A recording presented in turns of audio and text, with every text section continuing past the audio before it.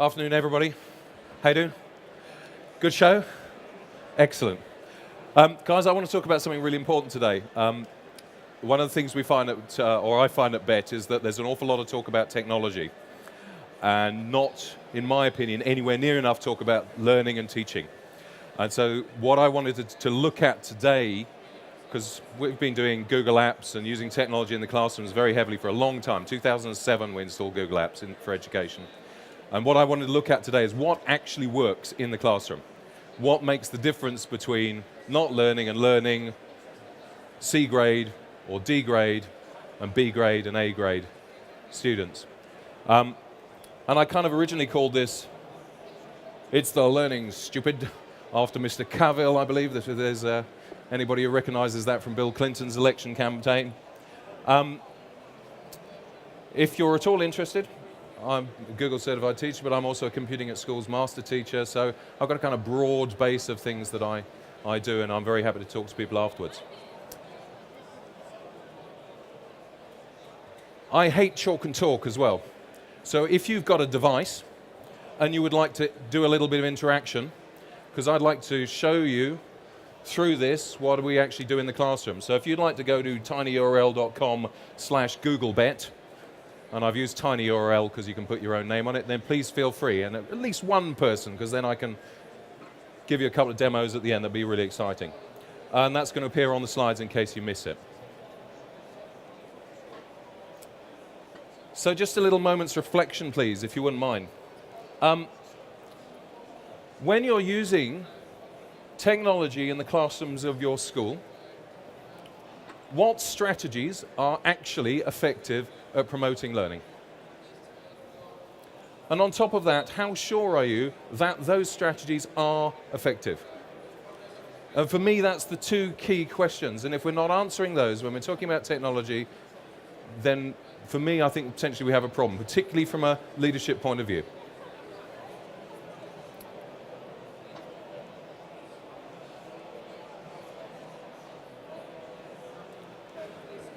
And what I've kind of come back to with this isn't about what are the technology strategies that are effective. This is just about bog standard, really good teaching. And so the question is really, what are the most effective strategies for improving learning that work in every classroom? Not just the tech-enabled ones.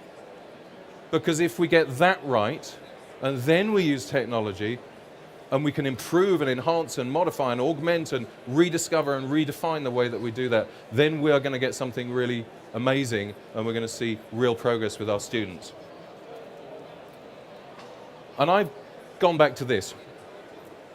John Hattie, slightly controversial in some areas, based down in Australia, I think. It might be New Zealand. Apologies if I got that wrong. He's spent 15 years analyzing the data. His studies that he's analyzed include 80 million students, 50,000 research studies, and he's ranked them for effect. Which techniques in the classroom make a difference? And there's loads of them, going all the way down to missing a year at school, which has a terrible impact, or even repeating a year at school, which has a negative impact. But his top two or three, I think, are really important. Number one, self-report grades, what he calls self-report grades. Single biggest effect. We'll talk about what it is in a second, because it's a slightly weird term. The next one I want to really look at is providing formative evaluation. You know, inside the black box has been around a long time now, but it's still totally relevant. Piagetian programs just means making sure you're teaching kids in the right way for their age. I want to concentrate on the top one and the third one, because this is the most effective student-led strategy, that's the second, and that's the most effective teacher strategy. So as educators, we can influence this most. This is what they mean. Self-report grades means, in Hattie's terminology, finding out what student expectations are, and by the teacher pushing the learner to exceed these expectations, they will gain confidence, they will do better. That's what all the research that he's done shows. Formative evaluation, and this is a nice definition, so I kind of liked it. We all know what formative evaluation is to an extent, but this I thought was good. Any activity used as an assessment of learning progress before or during the learning process itself. Trouble is, you might not believe Hattie. You might be in the UK, and you might say, actually, I want some UK research, please. Okay, in that case, Sutton Trust, Education Endowment Toolkit. Education Endowment Foundation, their Teaching and Learning Toolkit. Great website if you've not been to it. They rank interventions by how many months extra per year will a student progress if you use these interventions. Number 1 and number 2, feedback and metacognition and self-regulation. Don't you love these teacher terms? Okay, let's break them down. Learning to learn strategies, where learners think about learning more explicitly, usually by teaching pupils specific strategies to set goals, monitor, and evaluate their own learning. Self-assessment by any other name, among other things. And motivation. Feedback, information given to the learner about their performance relative to learning goals to produce improvement. Here's the thing, guys. I think these are the same two things. Self-reporting grades and metacognition and self-regulation, both these studies say one is about the student's understanding of their own learning, and the other is about us as teachers, as educators, giving good quality feedback to the students in the instant when they need it. And that's kind of really where we then get into what are we doing with Google Apps. This is my little illustration of what we're doing as teachers. We're gardeners. We get a seed and we plant it in the ground, a bit of water, maybe a bit of manure. We set the tree growing. And the little tree of knowledge, it grows up and then it kind of goes off sideways. And we collect the books in and we look at it and we go, oh, okay, that's not quite the right direction. So we prune it, we write our feedback, we straighten the tree back up, and we grow the tree straight, which is nice.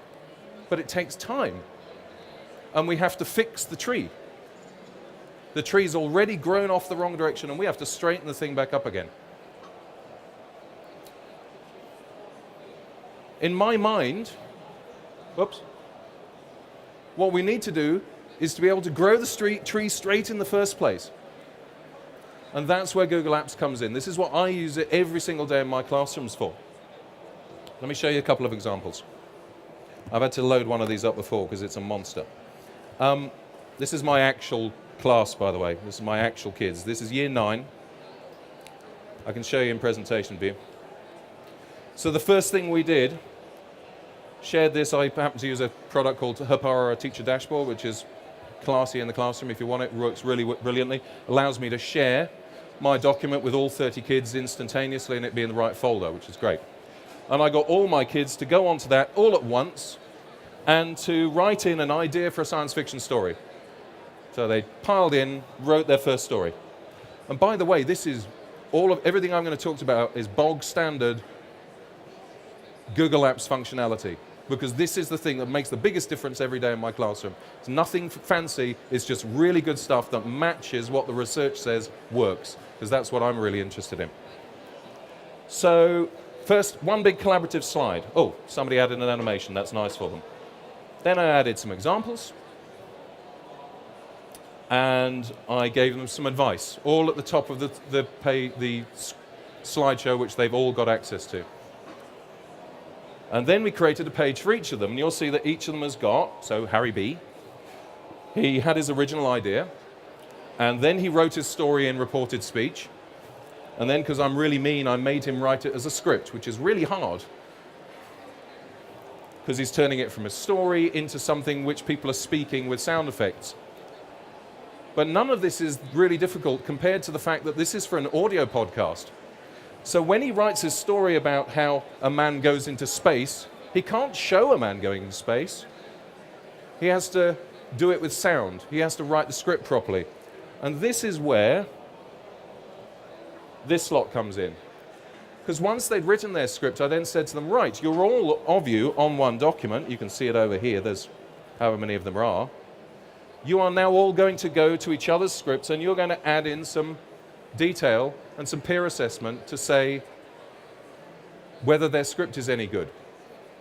And if we go and have a look into this, it says things like good detail. How are you supposed to show them going into an old control room? Oh, okay. So Harry's got to really think about that. We're going to have a look at a couple of others. There's a good example down here, Danny, for instance. So Ryan has said to Danny, how would you show the alien is carrying a bottle of powerful liquid? I've no idea is the answer. Oh, but Danny does. Bubbly noises and glass shattering. Danny, you can't do glass shattering in class, so you're going to have to go and get that from Free Sounds. So this is kids asking formative questions, responding to the question, giving further advice of where they can improve their work. And this goes on. If you look down the side over here, you'll see there's 7 comments on that work, 2, 4, 7, 7, 6, 3, 5, 8, 10. Somewhere there's my feedback in here, my formative feedback. This entire thing we did in 1 hour and another 10 minutes after in the next lesson. So every child has done the work and has got formative feedbacks from between 2 or 3 comments to 10 comments in just over an hour for year 9s, average year 9 class. And the reason for this is because it's so fast to do it. You can set it up, share it, and they can respond instantly. And that's hugely powerful in our context where we're looking for feedback and self-assessment and peer assessment. So the other little idea I'd like to show you, and talking of self-reported grades, I teach a bit of coding. I use a thing called codeacademy.com, which, by the way, if you're using Google Apps, it's a really huge benefit that Google Apps has OpenID. So my kids can go to Code Academy and sign in with their school Google account completely seamlessly. Really, really useful. Means if there's a problem, I can suspend their account. I can go to Code Academy and see what the problem is using their account. It's really helpful from a child protection point of view to know that you have control over any site they sign into with their school email. Could be anywhere in the ecosystem. There's tens of thousands of sites. In this particular case, they're going to Code Academy and they're completing things, and they have this access. This isn't my spreadsheet. Well, it kind of is, but mainly it's theirs, because they spend more time on this than I do, because they go to this, they fill it in. They say, I've completed this unit, or I've started it. This orange bit says, well, that's where you're supposed to get to, and you'll notice vast majority of these guys have now got there. 2 or 3, not quite, but that's okay. And if we go down, you'll see I've actually got the whole of Year 9. So I've now got the whole of Year 9 and 10 who are doing coding and programming, reporting their own progress. And the great thing about this is, when they first start, I say to them, do you know, even if you only complete 1 or 2 of these in a few lessons, these coding challenges, you're doing pretty well. How well do you think you're going to do? Oh, maybe 1. And then by the end of the lesson, they've already done 1.5. And I can say, fantastic, you've exceeded your expectations. They've then got confidence, and then I've got Year 9s completing, they're able to do string and console output and control flow and if statements and all kinds of things. So this is the self-reported grades, them regulating their own learning through just a simple shared spreadsheet.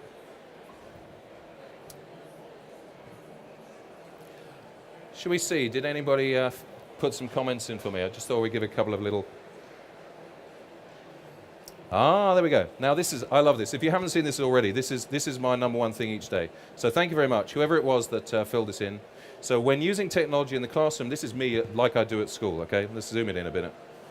When using technology in the classroom of your school today, what strategies are effective at promoting learning? Access to extension and videos for differentiation. I'm going to add a comment in. Control-Alt-M, by the way. Control-Alt-M. Zoom down a bit. With Google Apps, oops, daisy, I can spell, I can't type. With GAPS, you have a YouTube account automatically if you need it. Which means, because I had this the other day, when a kid goes along and do things they shouldn't, then I can suspend their account and go and have a look at what they're doing. So you actually have some control over their YouTube presence if they're logged in with your school account. Very, very handy. Basically means that you can have more confidence in them using YouTube because you've got the ability to control what's going on while still giving them the flexibility and the training to use it safely. And that, by the way, is what I do every day on every document. Go in, have a look at something, make a comment. It's recorded, it's up there in the comments bank. Mr. Ofsted comes calling, I can say, here's my formative evaluation, and away you go. Oh, excellent, Ben. Have you any, and this is, here we go, so this is Ben helping out. Have you had any students create instructional videos? So Ben's replied here. Thanks, Ben. The answer is yes. We used, now what do we use? Picton, which incidentally also logs in via Google OpenID, so you get the idea. I won't repeat myself. Now here's the thing, if we decide this is all done, well, let's just resolve that. So that comment thread is done, so resolve. And when it resolves, it sends an email to the people that have taken part in the comment thread. So when the kid resolves it, it sends me an email saying, hey, I think I've done my work. Great, really simple, works brilliantly. If you want to reopen it, oops, don't need my delightful photograph. I can just reopen and it says this has been reopened and it'll reappear down here. Guys, there's 2 minutes left. I mean, really, that's the key things. And really what I just wanted to say, I've got one sort of final slide, I think, just to finish things off. There we go.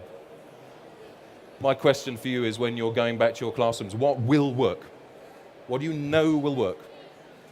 What's based on the research? What's based on the evidence? Where's the proof? And that's my kind of key question. I know that this Google app thing works brilliantly for that. But for you, if you're not there, you're not doing it yet, or maybe you are, maybe that's the question I would ask. What will work? And go and hunt for that. I think we've got 2 minutes left. Are any questions? Sorry, yes, please. How does the control of what they're doing, what they're up to, So how does it, the question was, how do you control what they're up to? yes, how does it work? You're saying that you can control and see everything they do. What it is because they can log in with a school email account, and I control the school email account because it's part of my domain. So they can't change the password? You can give them permission to change the password, but as the administrators, we can change the password if we need to, or there's a bunch of other tools that you can use, which allow you, essentially, if they're logged in, their identity, their school identity is attached to the school email, and because it's a Google email with your domain on, any site they go to, then they're logged in with their school email. You have the ability, if necessary, to go in and look at what they've done, which is a nice little safety net. We don't use it very often. Maybe 2 or 3 times a year we have to use it, but 2 or 3 times a year it's like, that's just what I need. Thank you very much. Okay. Even happened on Facebook a couple of times when we've had rude bullying and they've used their school email on Facebook. They're not supposed to, but they have. At which point, thank you very much. It's my account. They may be able to use it, but it's my account. Yes. Hi. Oh, you've got to think. Oh. The spreadsheet where you Yeah. let the pupils fill in their progress. Yes. That one. So they see each other's progress. Yes. And is it a problem for the pupils that are kind of slow learners that for their self-esteem, or is it okay? I think you're absolutely right. What I tend to do is we have a set of habits about how we think, when we're sharing stuff, you build up habits quite quickly about the fact that not everybody is as fast as each other. Because they're all interacting, they can help each other. And it's actually promoting that culture of help that removes any of that stigma. You know, there's always 2 or 3 who are struggling at the bottom. What I do, because I've got such good control and oversight of what they're doing, I can focus on them or ask my teaching assistant, or indeed group my students. And I tend to do a red group, green group, amber group, and the green guys go and help the red guys, and I buddy them up, and I actually change the classroom around. So, you know, but it gives me oversight of how that works. So. But this is normal teaching stuff. It's exactly the same as if a kid was struggling with a drawing. We'd still make sure that they felt valued and supported in exactly the same way when their picture was put on the wall. But you're right, but you have to manage it. But it's a teacher issue, not a technology issue necessarily. I was just wondering if it's, I mean, if you have a test and you give them a Yes. fail Yeah. and everyone can see it. Is I wouldn't publish test results of that sort publicly. This isn't a test, this is formative learning. So when they've got test results, that goes on my spreadsheet that they can't see, and it goes to the parents, but it doesn't go on their spreadsheet, on a public spreadsheet in the same way. If somebody goes in and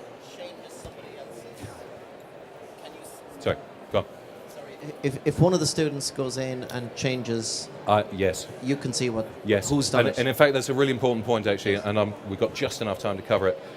Any Google document has a revision history on it. And one of the reasons this particular one takes such a long time to load up is because there's a massive revision history on it. I'm just trying to see if I can get it to work. Basically, you can get a complete record of everything that's happened in every document by everybody to cell level, which is really handy. They don't often do it deliberately, change things after a time. The first lesson they do. The rest of the time, they accidentally, because they're hurrying, at which point you can say, okay, let's slow down and work a bit slower. I think my time's up. Thank you very much. If anybody wants to talk, I'll be over here. Thanks, guys.